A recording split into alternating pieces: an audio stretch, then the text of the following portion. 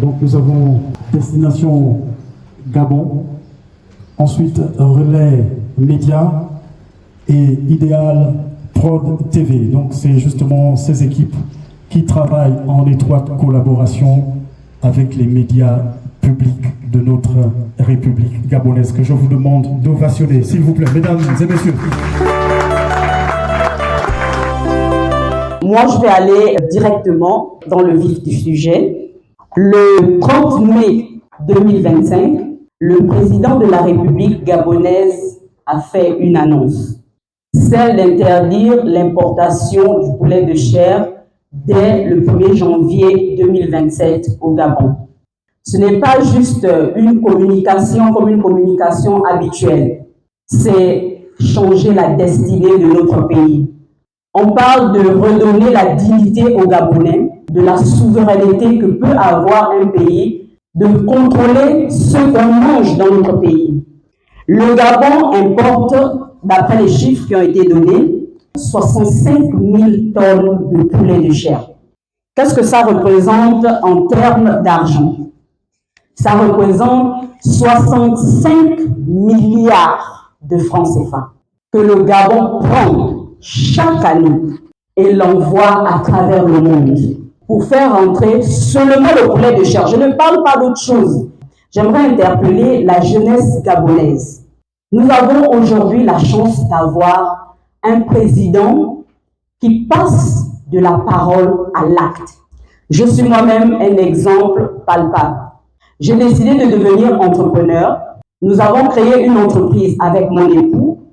Nous faisons dans la production du poulet de chair et des œufs frais.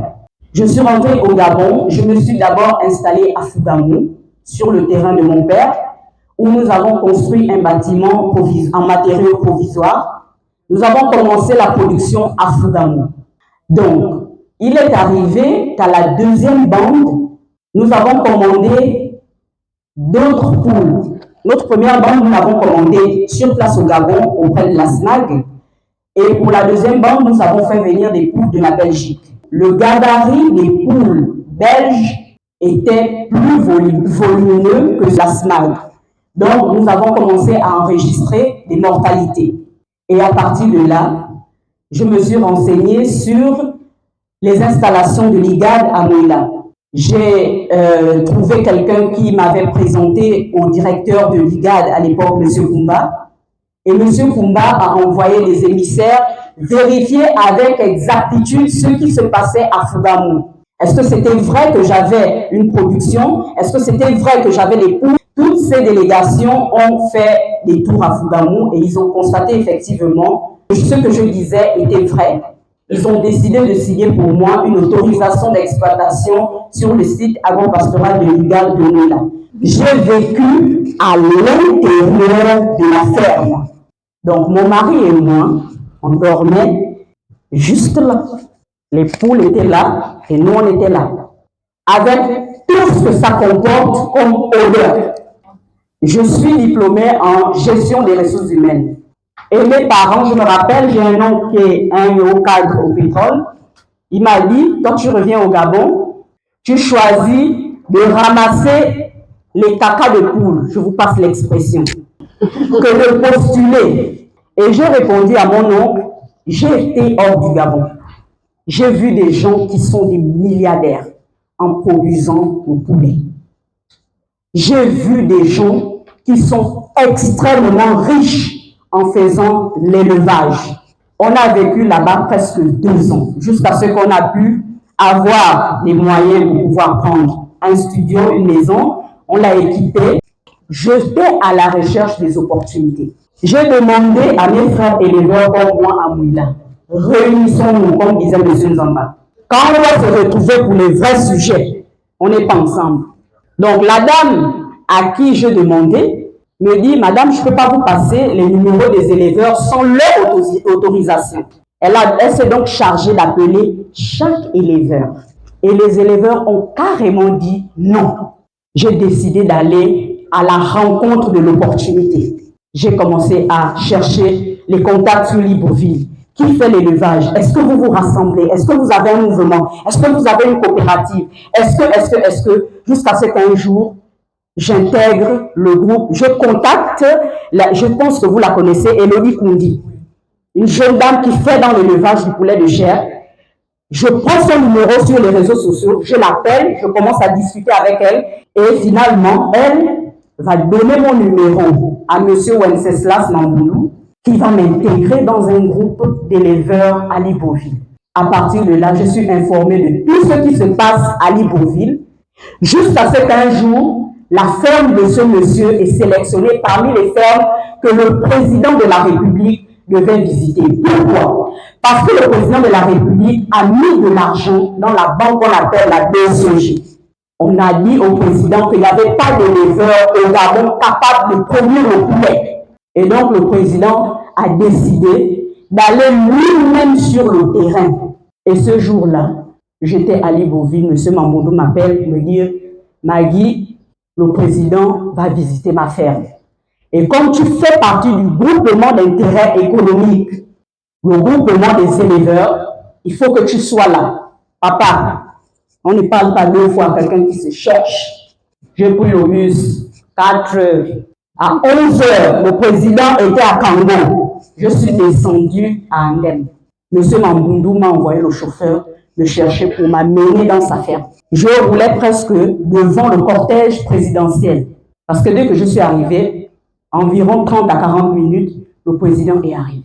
Et quand le président arrive, nous nous sommes alignés. Je dis aux autres, taisez-vous.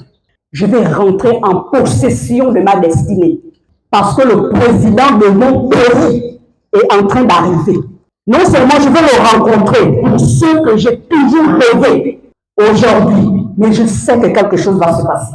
Le président descend, on commence à présenter. Je compte même le nombre de personnes. Je dis là, je suis sûr au moins qu'il va me saluer.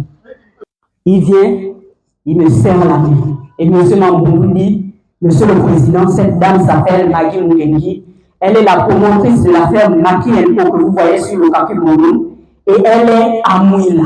Le président dit, à Mouila? Oui, Monsieur le Président. On produit le poulet à Mouila? Je dis, oui, Monsieur le Président. Je suis gabonaise, mon entreprise, c'est ce que vous voyez là. Il dit, mais on m'a dit qu'il n'y avait pas d'éleveurs.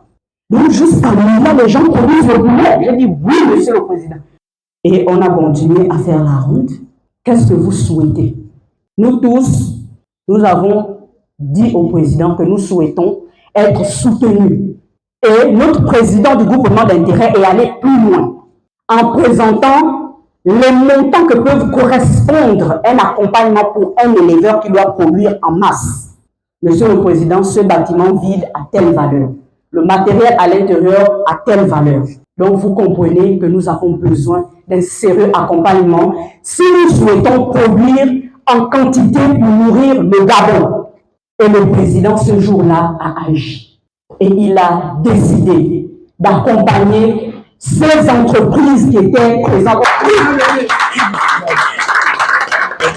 Le président a pris une décision souveraine, non seulement d'accompagner des entreprises gabonaises, mais également donner la chance aux Gabonais de rayonner.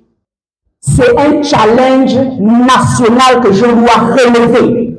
Si je vous raconte ça, ce n'est pas pour raconter ma vie. Je veux susciter une vocation aujourd'hui.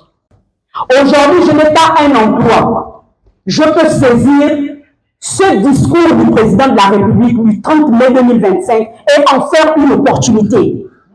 Au lieu de prendre le forfait de 200, s'allonger sur son lit et commencer à faire des commentaires vides sur les réseaux sociaux. Je n'ai personne dans le gouvernement qui m'a fait accéder à ce financement. Mes parents sont au village, à Fougamou, à Bassali. Donc ce matin, je veux interpeller un jeune. Agem Moula, on ne doit pas seulement nous connaître sur la facette de « Ah, les enfants là aiment le groupe, ils aiment l'ambiance ». Toi, en tant que Gabonais, tu es dans l'association J'aime Moula, tu es dans le mouvement J'aime. Quel engagement personnel? Je vous apprends encore quelque chose. L'Angouillé fait partie des provinces qui ont été sélectionnées. C'est ici qu'ils vont implanter l'un des villages agricoles. les grandes fermes intégrées. Pourquoi? Parce que nous avons l'écosystème adapté. Nous sommes une association. On peut aussi choisir de se mettre à 6. Parce qu'aujourd'hui, quand je vous parle du financement, ce n'est pas parce que je m'appelle Maggie. J'allais accéder à ça où? Étant en Mouila. C'est la force du groupe.